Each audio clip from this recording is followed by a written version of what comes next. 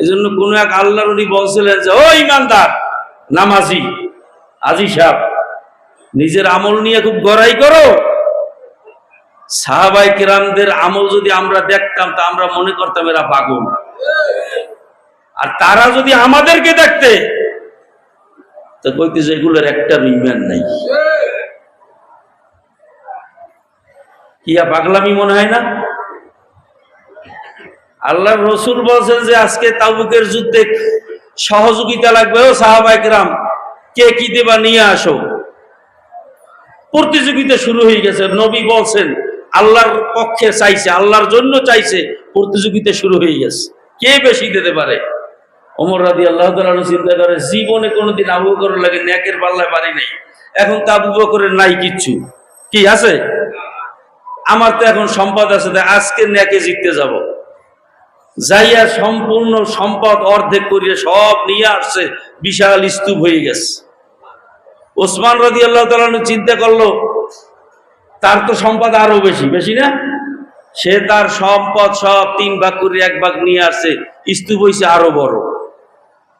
আর ওদিকে আবু বকর রাদিয়াল্লাহু তাআলা একটা রুমালের একটা কাপড়ের ভিতরে একটা টুপলি নিয়ে হাজির হইছে। আল্লাহর হাবিব জিজ্ঞাসা করে কে কি আনছো দাও। ওমর কি পরিমাণ আনছো? ইয়া রাসূলুল্লাহ সম্পদ যা ছিল অর্ধেক ভাগ করে রাখছে, আর অর্ধেক আপনার হুকুম পালনে আল্লাহ চাইছে, আল্লাহর পক্ষ থেকে চাইছেন, আপনি দিয়ে দিলাম। আমাদের কাছে রূপকথার গল্প পারবো আমরা পারি কথা কেন? আর মসজিদের ইমাম সাহেবের বেতনের জন্য 50 টাকা চান্দা মাসে দিতে চাই না মুসল্লি। এ চিন্তাও করে না যে ভ্যানগুলো করে আমি প্রত্যেকদিন নামাজ পড়ি, বিল দিয়ে দেয় কেটাতে 50 টাকা দিই, এও চিন্তা করে না।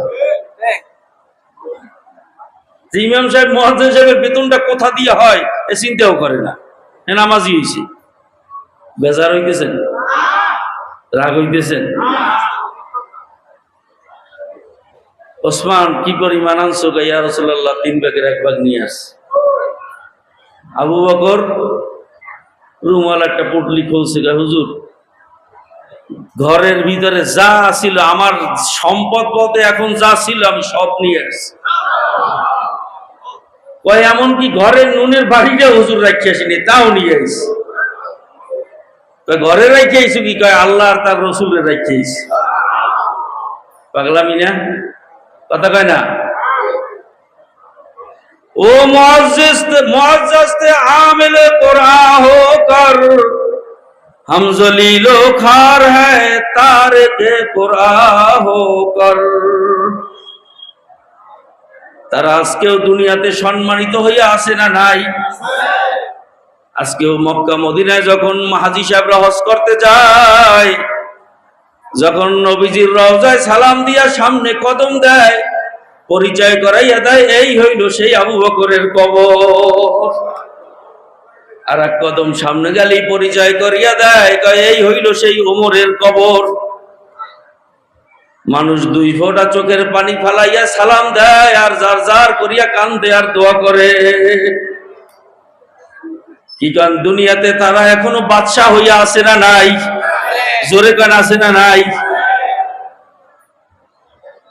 কারণ কি তারা এই কোরআনকে বিশ্বাস করছিল, কোরআনকে মানছিল।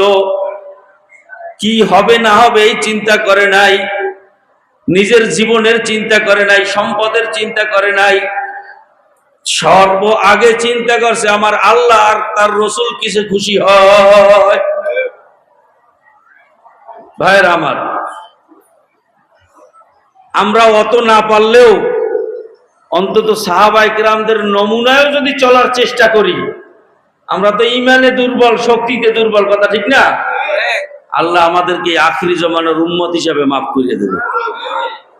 পারবো না ইনশাআল্লাহ? পারবো ইনশাআল্লাহ।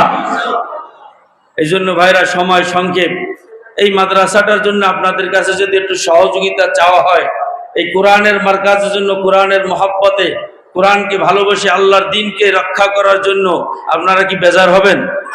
জোরে গান বেজার হবেন না খুশির সাথে আল্লাহকে খুশি করার জন্য সহযোগিতা আগাই আসবেন? শোনেন, লাভ দুনিয়ায়ও আছে আমি বলতে গেলে অনেক লম্বা সময়, ছোট্ট একটা হাদিস আপনাদের শুনাই। রসুলের হাদিস যদি বিশ্বাসে ইমানে আনতে পারেন, আপনার জিন্দেগি পরিবর্তন হয়ে যাবে। আল্লাহর রসুল বলেন, ও আমার উম্মত, মানুষের যত বিপদ যত আপদ সব তার নিজের হাতের কামাই। কথা কান ঠিক কিনা? আল্লাহ রসুল বলেন, তোমার হাতের কামাই বিপদ যদি তুমি ফিরাইতে চাও, আমি আর রসুল তোমারে শিখাইয়া যাই। আর সদকাতু তারুদ্দুল বালা, একটা তদবির তোমাকে শিখাইয়া দিয়া যায়। তুমি আল্লাহকে খুশি করার জন্য প্রকাশ্যে গোপনে দান করো, সদকা করো, আল্লাহ খুশি হইয়া তোমার ওই বিপদ আল্লাহ আবার নিজেই ফিরাইয়া নেবে। আর একটা হাদিস শুনাই, এই হাদিসটা একটু শোনান খুব জরুরি। কারণ বর্তমান সময় মানুষ বিশেষ করে মানুষ মা বাবার নাফরমান বেশি হইতেছে, মা বাবার অকৃতজ্ঞ সন্তান বেশি হইতেছে। কথাখান ঠিক কিনা? আল্লাহর রসুল বলেন, যে সন্তান, যেই মা বাবা তোমারে ভিটা বাড়ি রাইখে গেল, সম্পদ রাইখে গেল, ভোগ করতেছো, কবরে রাইখে আসছো, খবর নাই, চিন্তাও নাই যে কি অবস্থায় আছে। বলে তোমার বাবা মা তোমার দিকে কেমনে তাকাইয়া থাকে জানো? একটা মানুষ সমুদ্রে পইড়ে গেছে, এখন বাঁচার জন্য সে একবার মাথা জাগায়, ডাইনে তাকায়, বামে তাকায় যে একটা কলা গাছ আসে কিনা, একটা কাঠের টুকরা পাই কিনা, কোনো একটা মানুষের দেখা পাই কিনা, জাহাজের দেখা পাই কিনা, কোনো একটা সাহায্য আসে কিনা, বারবার মাথা জাগায়। আবার ঢেউ আইসা মাথাটা ডুবাইয়া দেয়, আবার সে হাত পাও চাপড়াইয়া মাথা জাগায় একটু সাহায্য পাওয়ার আশায়। ঠিক কবরের ভিতরে তোমার মা বাবা বারবার মাথাটা জাগায় আর তোমার সন্তানের দিকে তাকায় যে আমার সন্তান আমার জন্য কবরে একটু সাহায্য পাঠায় কিনা। আমাদের তো খবর নাই। নবী আমার বলেন, যখনই কোনো বান্দাবান্দি তার মা বাবার রুহের জন্য, মাগফিরাতের জন্য কোনো দান করে, সদকা করে, ওই সওয়াবটা সাথে সাথে সুন্দর একটা মখমলের চাদরে পেঁচাইয়া, একটা প্যাকেট কইরা, যেরকম মানুষকে গিফট দেয় সুন্দর আকৃতি দিয়া, ওইরকম সুন্দর একটা প্যাকেটে পেঁচাইয়া মা বাবার সামনে নিয়ে ফেরেশতারা হাজির করে যে, ও আব্দুল করিম, তোমার সন্তান তোমার জন্য হাদিয়া পাঠাইছে। ওই মা বাবা তখন এত খুশি হয়ে যায় যে আমার এই বিপদে, এই কবরে আমার তো খবর নেওয়ার কেউ নাই, আমার সন্তান তো আমার ভোলে নাই। তখন এই মা বাবা কবরে বৈশা আল্লাহর কাছে দোয়া শুরু করে দেয় ওই সন্তানের জন্য। বলেন সুবহানাল্লাহ। এই জন্য আমার ভাইরা, আমার বন্ধুরা, এই মজলিসে অনেকের মা নাই, অনেকের বাবা নাই, অনেকে অনেক মুসিবতে আছেন, বিপদে আছেন। আজকের এই দ্বীনের মারকাজের জন্য, কোরআনের মারকাজের জন্য নিয়াত করে, আমি অঙ্ক বললাম না, আল্লাহ আপনাকে কিভাবে